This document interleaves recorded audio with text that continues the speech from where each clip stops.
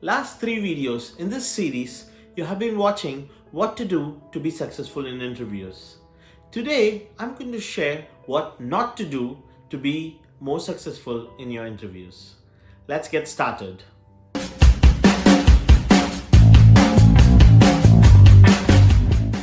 So let's see the top 5 don'ts in an interview. I also have an extensive list of don'ts which I'll be sharing along with do's in the end of the video as our value tool. Let's go. Don't number 1. Bad mouthing about your previous or current employer. There would have been times where you had conflicts personally with your line manager or with your previous organization. Professionally speaking, you would not badmouth about these incidents to your interviewer. Why? Because the interviewer gauges that probably when you leave the current organization of theirs, if selected, you would do the same to their organization. So they don't want candidates who badmouth their previous organizations. Don't number 2. Don't pretend to be what you're not. If you have not performed any role or you haven't been to a situation what the interviewer is asking you, don't pretend to be one. Why?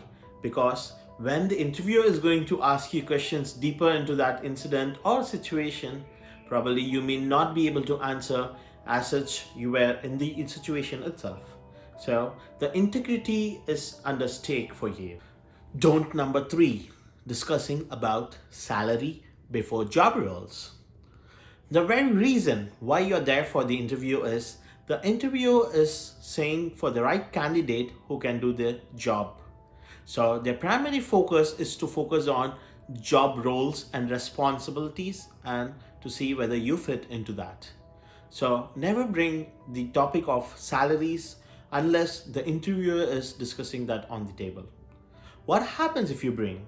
Probably that communicates that you are there just for money. Don't number 4. Don't be nervous. Being nervous is a natural feeling, but don't allow it to control you. A little anxiousness is fine, but when it moves above what it has to be, it pulls your confidence down and probably doesn't allow you to be what you want to be.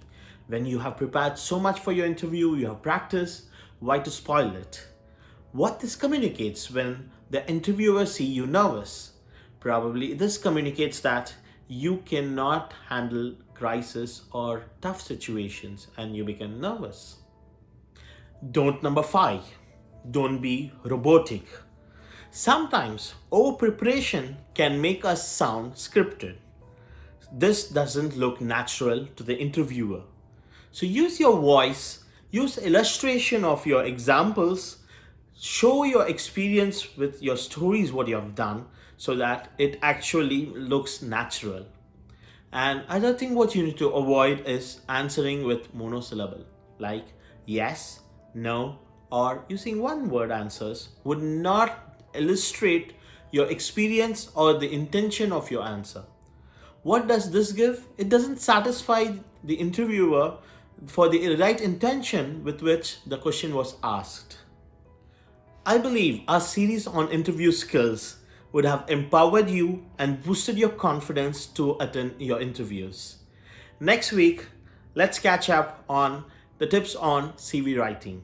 You can download the value tool on do's and don'ts in an interview from our link in the description. And if you have still not subscribed to our channel, please do subscribe. And if you like the content of the video, please hit the like button. Thank you. Stay safe. See you soon.